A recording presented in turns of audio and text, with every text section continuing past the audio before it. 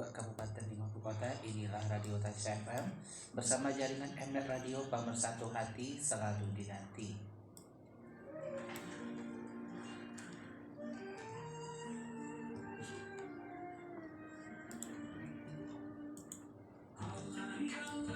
Assalamualaikum warahmatullahi wabarakatuh. Selamat pagi sahabat sehat Maripro, kaum muslimin dan muslimat.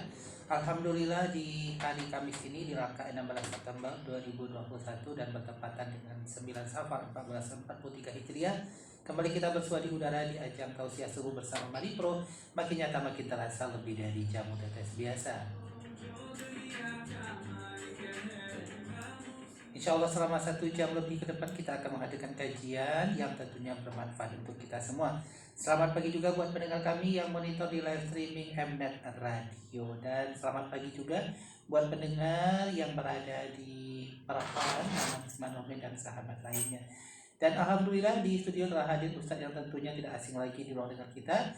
Langsung kita sapa beliau. Assalamualaikum Ustadz. Waalaikumsalam warahmatullahi wabarakatuh. Sehat Ustadz? Alhamdulillah sehat. Alhamdulillah. Silakan disapa dulu sahabat kita Ustadz. Ya, assalamualaikum semuanya sahabat Maripro dimanapun anda berada. Semoga pagi ini kembali Allah memberikan kemudahan dalam menjalani kehidupan kita. Amin. Apa tema kita pagi ini Ustaz? Cara menjaga pandangan menurut Islam. Cara menjaga pandangan menurut Islam. Dan informasi buat sahabat sehat Maripro yang telah monitor dan telah menyimak di 104,2 bersama jaringan Mnet. Kajian tausiah subuh Maripro terhitung hari ini untuk sahabat yang bergabung harus sesuai dengan tema, tidak boleh lagi di luar tema. Jadi harus sesuai dengan tema. Silakan disimak pengajiannya dari awal, dan karena kalau tidak sesuai dengan tema tentunya tidak menarik untuk kita simak. Jadi sesuai aturan harus sesuai dengan tema mulai hari ini. Silakan Ustaz. Bismillah. Assalamualaikum warahmatullahi wabarakatuh. Waalaikumsalam warahmatullahi wabarakatuh. Alhamdulillahi rabbil alamin. Wassalatu wassalamu ala asrafil anbiya'i wal mursalin wa ala alihi wa ashabihi ajma'in. Ashhadu an la ilaha illallah wa ashhadu anna Muhammadan abduhu wa rasuluh sallallahu alaihi wasallam la nabiyya ba'dah. Allahumma fasalli wa sallim wa barik ala Muhammad wa ala alihi wa ashabihi ajma'in. Amma ba'du fa ya ibadallah, usikum wa iyaya bittaqwallah faqad fazal muttaqun. Ittaqullah haqqa tuqatih wa la tamutunna illa wa antum muslimun. Kaum muslimin, sahabatku dimanapun anda berada, alhamdulillah segala puji kita persembahkan kepada Allah Subhanahu wa ta'ala. Allah tempat meminta, Allah tempat menyembah, dan Allah tempat kita minta tolong. Tiada Tuhan selain Allah Subhanahu wa ta'ala yang pantas kita sembah dalam kehidupan kita. Begitu banyak nikmat Allah Subhanahu wa ta'ala yang Allah limpahkan dalam kehidupan kita. Baik itu mungkin di ketika kita senang ataupun di ketika kita sakit. Baik itu di ketika kita berduka ataupun di ketika kita bahagia. Allah selalu berikan nikmatnya kepada kita yang tak terhingga.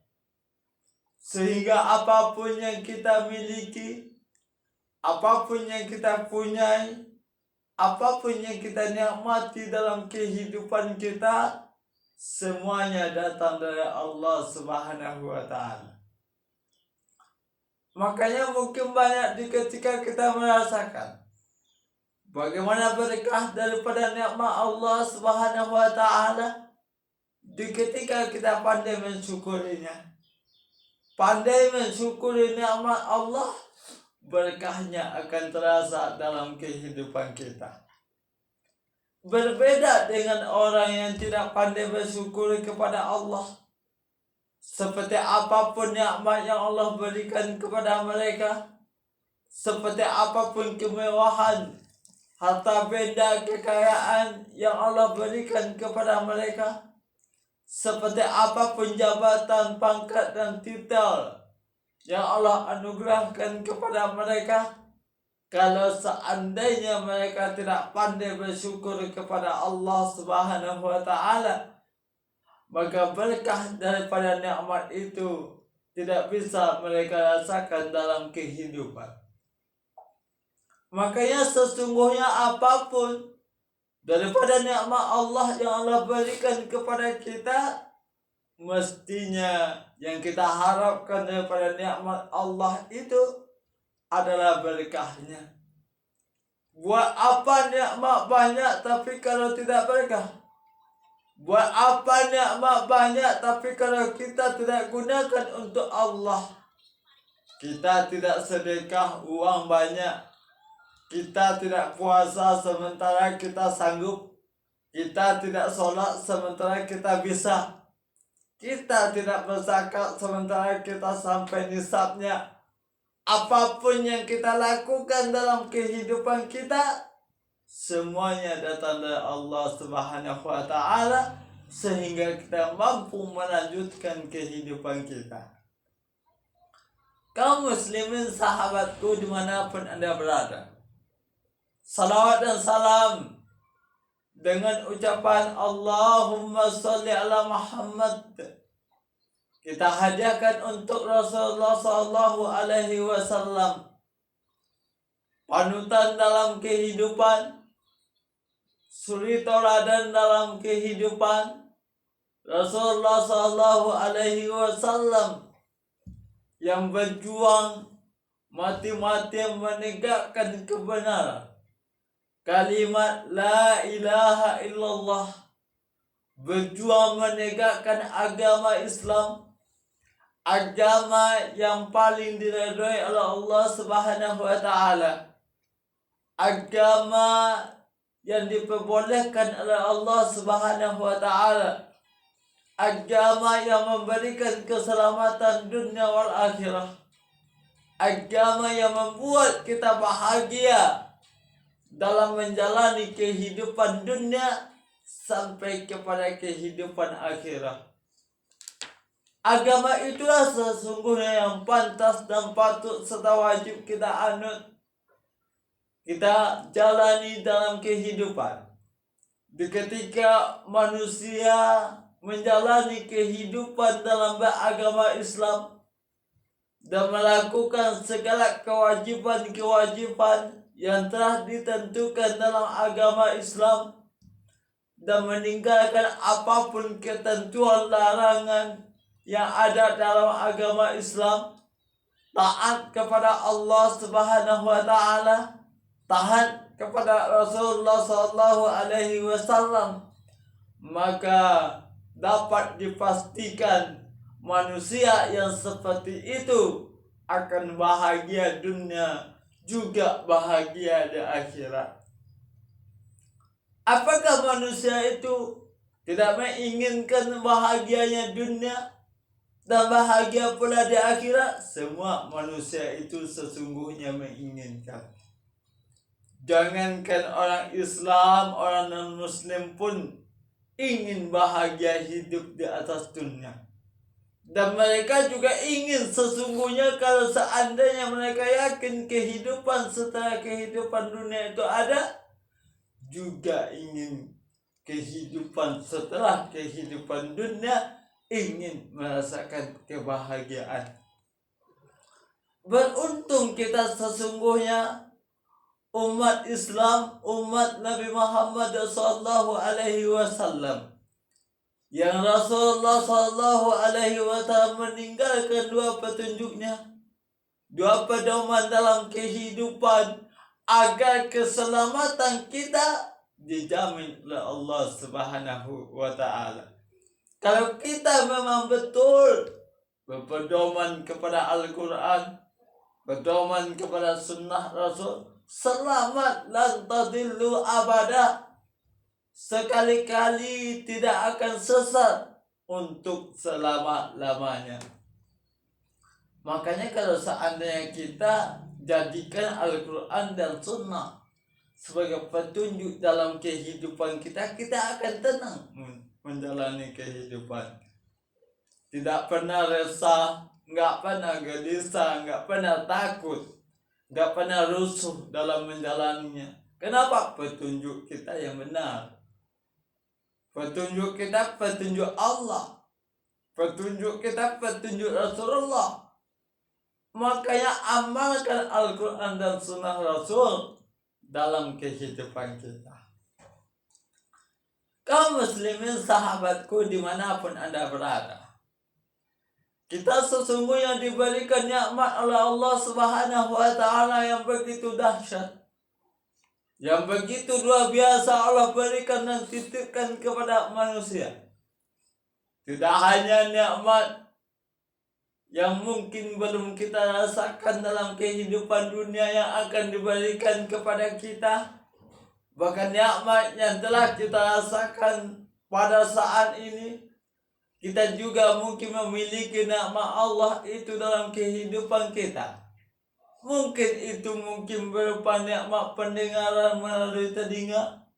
Banyak orang mungkin yang Allah hanya memberikan telinga, tapi nikmat pendengaran nggak Allah berikan, alias tuli. Punya telinga tapi nggak bisa dengar, ada. Ada pula Allah memberikan mata tapi penglihatan tidak Allah berikan, beda loh. Kenapa? Karena tidak setiap mata itu mampu untuk melihat.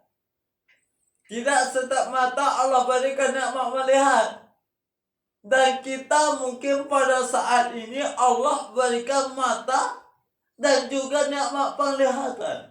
Banyak pada saat ini. Di samping itu mungkin Allah memberikan kepada manusia nikmat mulut atau nikmat lidah, tapi Allah tidak berikan nikmat berbicara. Allah tidak berikan nikmat berucap. Nggak bisa berkata-kata. Apa maksudnya? Nikmat mulut, nikmat lidah memang Allah anugerahkan kepada mereka, tapi nikmat bicara tidak ada yang seperti itu. Banyak contoh-contoh yang lain. Mungkin Allah berikan nikmat kaki kepada manusia, tapi nikmat berjalan Allah tidak berikan. Apa contohnya? Dia lumpuh tapi punya kaki, nggak bisa jalan. Banyak juga Allah berikan nikmat tangan tapi tak mampu tangannya beraktivitas, banyak. Makanya oleh sebab itu kita sangat-sangat bersyukur kepada Allah. Punya mata bisa melihat, punya telinga bisa mendengar, punya lidah bisa berkata, punya kaki bisa berjalan, punya tangan bisa berayun. Banyak yang kita jalani dalam kehidupan kita dengan mempergunakan nikmat Allah Subhanahu wa Ta'ala. Makanya setiap nikmat yang kita rasakan, setiap nikmat yang kita miliki dalam kehidupan, gunakanlah untuk Allah dan untuk menolong agama Allah.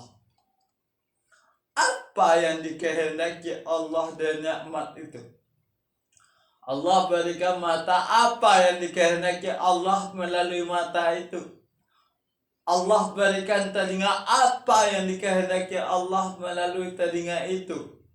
Allah berikan lidah, apa yang sesungguhnya yang dikehendaki Allah melalui nikmat lidah itu? Nah itu maksudnya adalah mempergunakan nikmat Allah sesuai dengan kehendak Allah Subhanahu wa Ta'ala. Makanya tema yang kita angkat pada kesempatan ini adalah bagaimana cara menjaga pandangan dalam atau menurut agama Islam. Kaum muslimin, sahabatku dimanapun Anda berada, berbicara masalah cara, tentu kita harus tahu apa saja yang harus kita lakukan untuk menjaga pandangan itu, agar pandangan kita itu sesuai dengan agama Islam. Sebab yang namanya mata itu kodratnya adalah melihat. Maka kemana sesungguhnya pandangan mata itu yang mesti kita hadapkan? Kemana mata itu yang boleh Allah perlihatkan? Kemana pula mata itu tidak Allah bolehkan untuk melihat? Mana yang dihalalkan untuk melihat? Mana pula yang diharamkan untuk melihat? Allah berikan petunjuknya. Makanya kalau punya mata, jangan asal lihat. Jangan asal mempergunakan mata itu untuk melihat apa saja. Kadang-kala salah dalam mempergunakan mata. Kita gunakan mata kita untuk melihat yang tidak dibolehkan Allah, yang diharamkan menurut agama. Jadi mata ini kadang-kala bisa menjadi suatu pahala dan juga bisa untuk meraih dosa. Kadang-kala bisa mendatangkan pahala, bisa menimbulkan dosa. Inilah mata. Begitu juga yang lain. Jadi agar mata kita tidak salah dalam mempergunakannya, agama pun memberikan pandangan agar mata bisa kita gunakan untuk melihat yang diperbolehkan oleh Allah dan agama Islam. Kaum muslimin, sahabatku dimanapun Anda berada, apalagi pada saat ini, para pemuda dan pemudi yang hobinya jalan-jalan mungkin, ataupun ke sana dan ke sini, ataupun bersama muhrim ataupun bukan muhrimnya pergi ke sana dan ke sini, pergi ke tempat-tempat yang mereka mungkin anggap tempat itu menyenangkan, buat mereka bahagia. Itu semua tak lepas dari pandangan mata. Baik itu pandangan mata kepada yang bukan muhrim, wanita yang bukan muhrim, atau wanita memandang laki-laki yang bukan muhrim. Itu pandangan mata. Tidak mungkin mata tidak akan melihat sesuatu apabila kita pergi ke suatu tempat. Selagi mata itu berfungsi menurut semestinya, pasti bisa lihat. Apalagi kata orang, yang namanya cinta itu datang dari mata lalu turun ke hati. Apa maknanya? Bahwasanya cinta itu bisa berawal dari pandangan mata. Agar jangan salah cinta nanti, maka mata penting untuk dijaga, perlu untuk dipelihara. Itulah pandangan mata. Banyak pada saat ini pandangan mata yang bisa menimbulkan dosa. Apalagi pada saat ini, luar biasa pandangan-pandangan mata yang bisa menimbulkan dosa dalam kehidupan kita. Makanya kita, apalagi laki-laki, laki-laki itu seharusnya menjaga pandangan kita daripada hal-hal yang akan menimbulkan dosa dalam kehidupan kita. Apalagi zamannya, zaman sekarang itu luar biasa. Kalau kita laki-laki nggak hati-hati menjaga mata kita, maka mata akan menyeret kita ke neraka kelak. Kenapa tidak? Wanita pada saat ini luar biasa pakaiannya. Kadang-kala seperti tidak berpakaian, tapi dia berpakaian. Itu pandangan mata. Kalau nggak dijaga, nanti bisa menimbulkan suatu dosa dalam kehidupan kita. Gimana kalau seandainya kita mungkin pada suatu tempat memang tidak berniat untuk melihat wanita yang bukan muhrim dengan busana yang tidak diperbolehkan agama, tapi wanita itu yang lewat, gimana?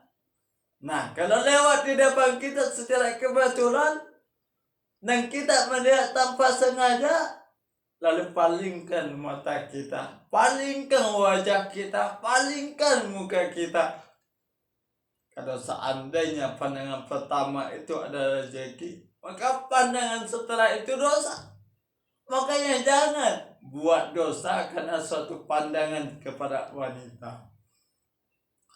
Kaum muslimin sahabatku dimanapun Anda berada, dalam hal ini Allah berpesan kepada kita.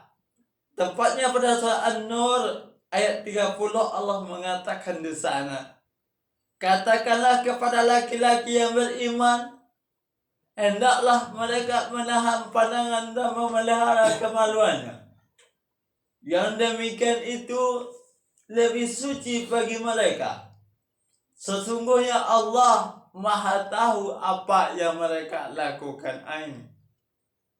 Ternyata Allah juga gambarkan. Allah juga katakan, ternyata Allah sudah pesan jauh-jauh. Katakan kepada laki-laki yang beriman, nah ini. Kalau kita menganggap kita laki-laki yang beriman, yang mengakui Allah Tuhan kita, yang selalu mempercayai adanya hari akhirat, adanya surga dan neraka, adanya malaikat, adanya Rasulullah, adanya kitab, adanya takdir dalam kehidupan kita, berarti kita insya Allah termasuk laki-laki yang beriman.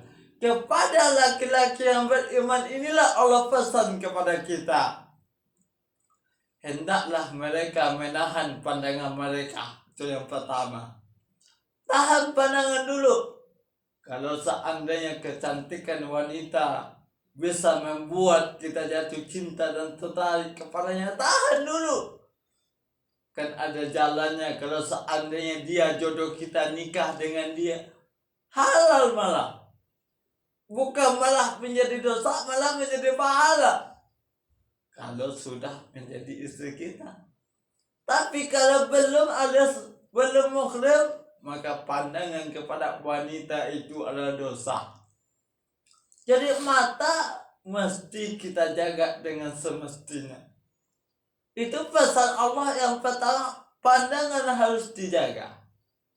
Yang kedua, di surah itu juga Allah berpesan kepada kita agar kita laki-laki pada khususnya memelihara kemaluan. Ini juga kepada wanita loh, bukan pada laki-laki saja.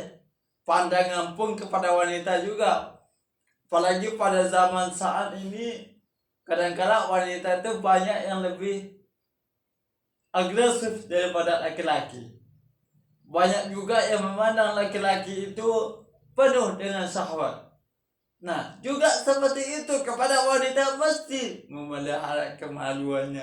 Ini pesan Allah kepada kita, bukan main-main. Makanya agama itu tegas, mana yang tidak boleh itu jangan lakukan. Mana yang diperbolehkan silahkan kita kerjakan. Dalam hal ini Allah tidak izinkan sebetulnya. Allah tidak mau kita terjebak kepada sebuah kesalahan dan dosa. Makanya Allah suruh jaga pandangan kita, pelihara, kata Allah. Kemaluanmu pelihara sebelum waktunya dihalalkan oleh Allah Subhanahu wa ta'ala. Orang seperti inilah yang agak susah pada saat ini. Apalagi maunya pacaran, maunya berkasih sayang tanpa nikah, kumpul kebo, kesana kesini, pemuda-pemudi nggak tahu lagi mana yang sahabat, mana yang teman, mana yang muhrim, mana yang tidak halal, mana yang haram, nggak tahu lagi, sama saja. Ini yang kita takutkan sebetulnya, apalagi generasi kita ke depan. Seperti apa generasi kita ke depan?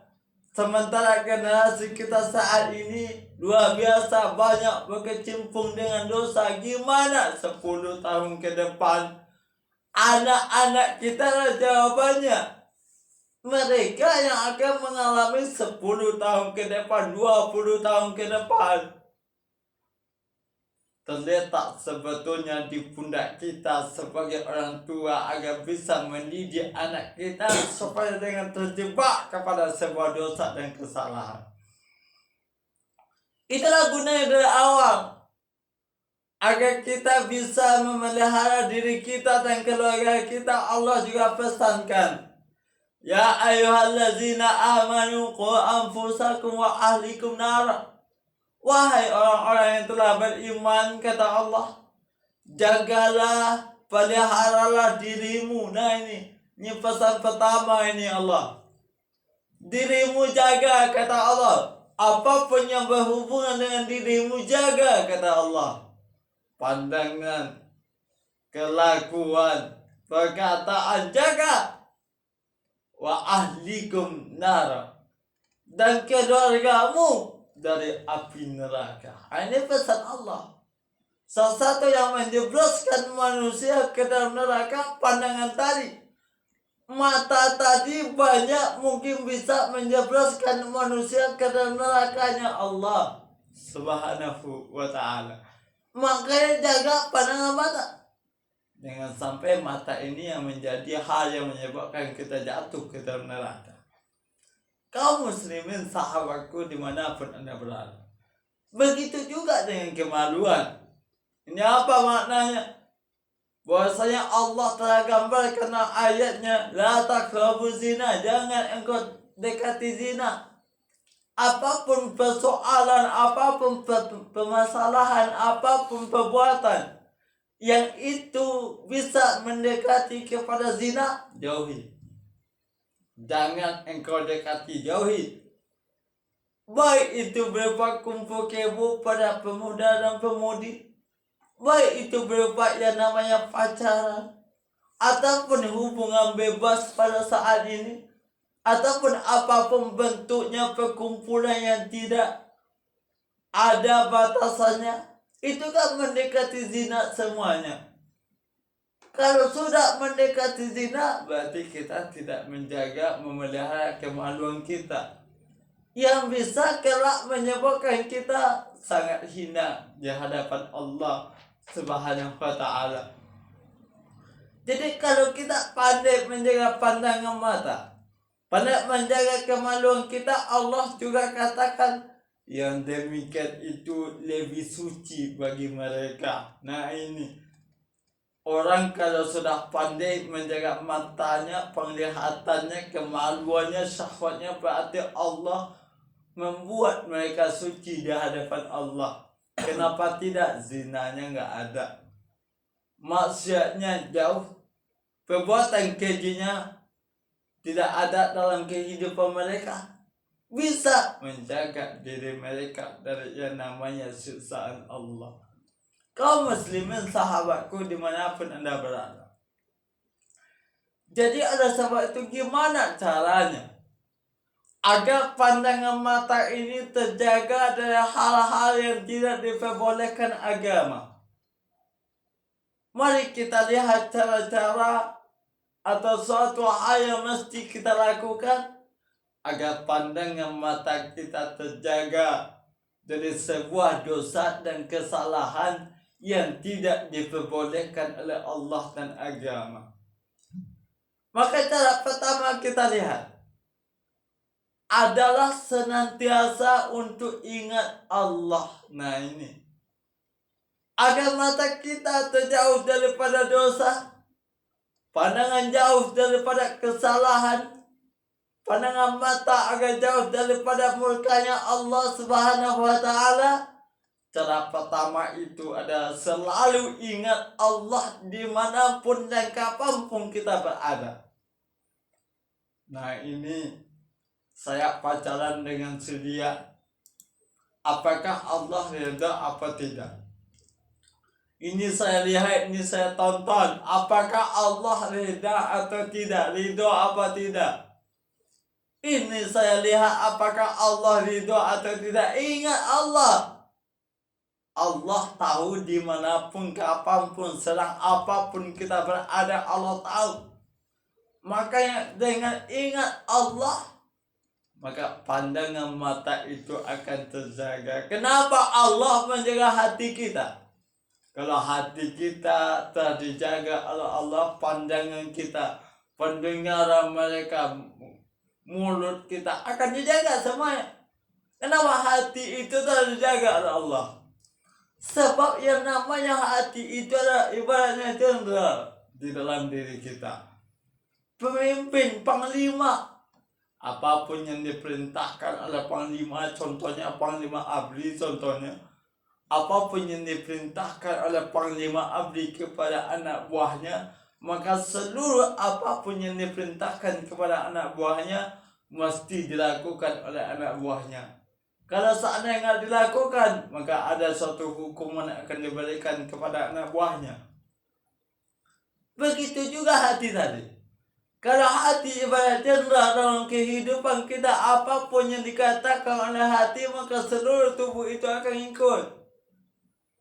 Makanya dengan mengingat Allah, senantiasa ingat Allah, hati akan terjaga. Hati akan terpelihara daripada hal-hal yang tidak diperbolehkan oleh Allah. Kalau hati kita sudah Allah yang jaga, Allah yang sudah memelihara, Allah yang sudah membuat hati kita baik, maka seluruh otomatis tubuh kita, akhlak kita, perkataan kita akan terjaga sesuai dengan agama Allah. Percayalah. Kenapa hati itu sebetulnya penentu dalam kehidupan manusia? Makanya Rasul katakan, dalam tubuh manusia itu ada segumpal daging. Kalau seandainya daging itu baik, maka seluruh kehidupan manusia apapun bentuknya akan baik. Dan sebaliknya, kalau seandainya segumpal daging itu buruk, kata Rasul, seluruh perkataannya, perbuatannya, tubuhnya dalam kehidupannya akan buruk juga. Begitulah pengaruh hati dalam kehidupan. Memberikan suatu arah, suatu ketentuan, suatu tujuan dalam kehidupan manusia. Jadi agar pandangan mata tadi agar terjaga daripada hal yang menimbulkan dosa, maka selalulah ingat Allah dimanapun kita berada, kapanpun kita berada, dan dalam situasi apapun kita berada. Mudah-mudahan tausiah dan pengajian yang kita sampaikan pada saat ini memberikan suatu pelajaran dan ilmu pengetahuan bahwasanya kita hidup di atas dunia ini tentulah dihadapkan kepada sebuah penglihatan, kepada sebuah pandangan yang bisa dan mungkin saja pandangan dan penglihatan itu menjadikan sebuah dosa dalam kehidupan kita. Jadi oleh sebab itu, jagalah pandangan kita agar pandangan itu selalu berada di jalan agama Allah. Fa'tabiru ya ulil absar la'allakum turhamun.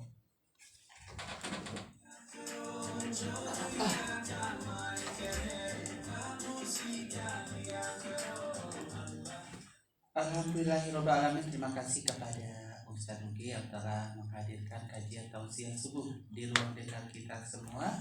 Dan silakan bagi sahabat Sehat Mari Pro yang ingin bergabung, kita tunggu di 0823 864 7487.